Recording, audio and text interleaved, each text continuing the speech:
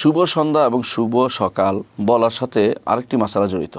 যদি কেউ তাকে সালাম দেয়, ধরুন আসসালামু আলাইকুম, তারপর বলে যে আপনার সকালটি সুন্দর হোক বা ভালো হোক, আপনার বিকালটি ভালো হোক, এটা অতিরিক্ত কথা বললে কোনো গুনাহ হবে না, কারণ এটা অতিরিক্ত জিনিস। কিন্তু মূলে সালামের পরিবর্তে যদি এটা ব্যবহার করা হয় তাহলে এটা গুনার কাজ এবং এটা বলা যাবে না। কারণ একটা সুন্নতকে দূর করার জন্য আপনি এমন এক শব্দ ব্যবহার করছেন তা মুসলিমদের নয়। Good morning, good afternoon, good night, এগুলি মুসলিমদের পরিচিত কোনো শব্দ নয়।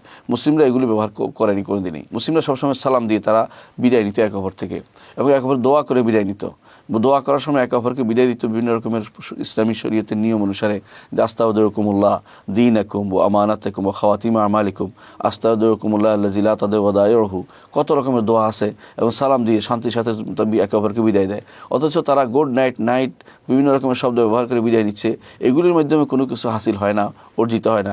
আর সালামের মাধ্যমে যদি কোনো বিদায় নেওয়া হয়, এগুলির মাধ্যমে বরকত আছে, এগুলির মাধ্যমে আল্লাহর পক্ষ থেকে রহমত আছে। সুতরাং সেইভাবে বিদায় দেওয়া অথবা সাক্ষাৎ হলে সেটাই বলতে হবে। সুতরাং কেউ যদি বলে, দেখা সাক্ষাৎ হলো একে অপরকে, আসসালামু আলাইকুম রহমতুল্লাহ, আলহামদুলিল্লাহ, ওয়ালাইকুম আসসালাম রহমতুল্লাহ বারাকাতু, এবং বিদায়ের সময় আসসালামু আলাইকুম রহমতুল্লাহ, আলহামদুলিল্লাহ, ওয়ালাইকুম আসসালাম রহমতুল্লাহ বারাকাতু। এটা হচ্ছে ইসলামী সম্ভাষণ, ইসলামী সৌন্দর্য। ধরেন সালামের আগে কেউ বলল যখন বিদায় নিচ্ছে যে আল্লাহ আপনার রাত্রিটা সুন্দরভাবে যাপন করার তৌফিক দান করুন, সেটাকে অর্থই হচ্ছে গুড নাইট বা শুভ সন্ধ্যা, যেটা এর অর্থ এটাই।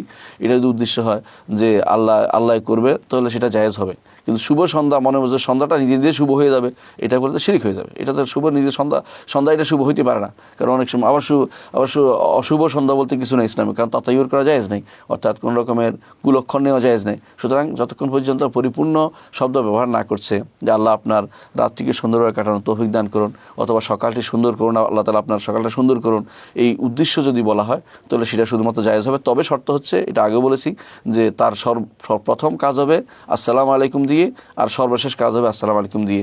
এর মাঝখানে যত রকমের দোয়া, কথা, চাওয়া আল্লাহর কাছে চাইতে হবে। শিরকি কোনো উদ্দেশ্য থাকতে পারবে না, শিরকি কোনো কথা থাকতে পারবে না। এবং নিজে নিজে সন্ধ্যা ভালো হয়ে যাবে, সকালটা নিজে নিজে ভালো হয়ে যাবে, বিকালটা নিজে নিজে উত্তম হয়ে যাবে, এই জাতীয় যদি চিন্তা কারো থাকে তাহলে সে শিরক হয়ে যাবে। এবং যে মনে করে যে এটা অথবা ইউরোপিয়ানদের অনুসরণ করে অথবা কাফেরদের অনুসরণ করে বলা হয়, তখন সেটা মান তাশাব্বাহা বিকওমিন ফাহুয়া মিনহুম। কেউ যদি কোনো জাতির সাথে নিজেকে সামঞ্জস্য বিধান করে কথা বলতে চায়, তাদের মধ্যে গণ্য হবে। এটা সম্ভাবনা থাকাতে যেহেতু হারাম হবে, তখন সেটা যেমন এটা কাফেরদের অনুকরণ করা হচ্ছে। সুতরাং আপনি কোন উদ্দেশ্যে করছেন সেটাও দেখার বিষয় রয়েছে।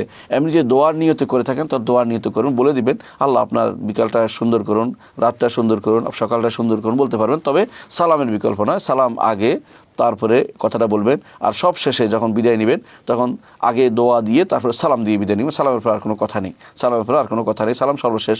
যেহেতু রাসূলুল্লাহ সাল্লাল্লাহু আলাইহি ওয়াসাল্লাম বলেছেন দ্বিতীয় সালামটা কোনো অংশেই প্রথম সালামের চেয়ে কম নয়। অর্থাৎ প্রথম সালাম দিয়ে ঢুকছেন যেহেতু, বিদায় নেওয়ার সময় সালাম দিয়ে ঢুকাটা হচ্ছে বিদায় নেওয়াটার সময় সালাম দেওয়াটা হচ্ছে কোনো অংশে কম নয়, এটা হচ্ছে বেশি উপযোগী। রাসূলুল্লাহ সাল্লাল্লাহু আলাইহি ওয়াসাল্লাম আমাদেরকে জানিয়েছেন। সুতরাং সেই হিসাবে আমাদেরকে নিজস্ব যে ঐতিহ্য আছে, নিজস্ব যে আমাদের ইসলামের ম্যানার আছে, সেগুলোকে রক্ষা করে আমাদেরকে চলতে হবে। বলতে পারেন যদি অমুসলিম হয় তাকে কি আমরা শুভ সন্ধ্যা বা শুভ বলতে পারবো কিনা, এটা নির্ভর করবে। আপনি সেখানেও যদি অমুসলিম হয় এমন যে তাকে ইসলামের আশা করা হয়, তখন তাকে আপনি বলবেন আসসালামু আলা মান ইত্তাবা'আল হুদা, এটা বলবেন প্রথমে এবং শেষে। এবং যদি এর আগে পরে তাকে শুভ সন্ধ্যা বলতে পারে, এটা নাজায়েজ হবে না। কারণ কাফেরদের কোনো ভালো চাওয়াটা ইসলামে নিষেধ করা হয়নি, তো তার ক্ষমা চাওয়াটা তার নিষেধ করা হয়েছে। তার দুনিয়ার ভালো তার চাইতেই পারেন আপনি, যে তার আল্লাহ তোমার সন্তান দিক, তোমাকে ভালো করুক, তোমাকে এটা করুক, বলতে পারেন, এটা কোনো দোষণীয় নয়। কিন্তু তাকে কখন নিরাপত্তা বা আখেরাতের নিরাপত্তা অথবা কবরের আযাব থেকে মুক্তি বা শাস্তি থেকে মুক্তি ও ক্ষমায় কোনোটাই চাইতে পারবেন না। এই জন্য কোরআনে কারিমে কাফেরদের জন্য ক্ষমা চাইতে নিষেধ করা হয়েছে। কিন্তু তাদের দুনিয়ার জীবনের জন্য কেউ কিছু আপনার কাছে চাইলো যে আমার এই জিনিসটা যেন করে দেন, আপনি তার কল্যাণ চাইলে এটা কোনো গুনার কিছু হবে না। দুনিয়ার কর্মকাণ্ড সব কিছু আপনি তার জন্য এভাবে মুক্ত। তাদের তো শুভ সন্ধ্যার বিষয়টি তার ব্যাপারটা হতে পারে, তার জন্য হতে পারে। কিন্তু আপনি চাওয়ার ক্ষেত্রে আপনাকে অবশ্যই এনশিওর করবেন যে আল্লাহর কাছে চাইবেন। আপনি যদি চান এটাও যে আপনার শুভ সন্ধ্যা হোক, আল্লাহ তাআলা আপনার রাতটাকে শুভ করে দিক, এইভাবে বলতে পারেন। আপনার ঐতিহ্য আপনি কমাবেন না।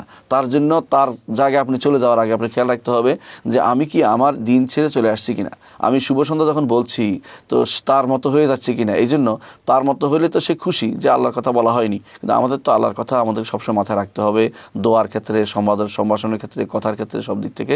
এই জন্য তার সঙ্গে বলার ক্ষেত্রে আপনার মাথায় থাকতে হবে যে আল্লাহ তাআলাই করবে, আর কেউ করতে পারবে না। এটাই মাথায় না থাকলে কিন্তু আপনার জন্য গুনার কাজ হবে তখন।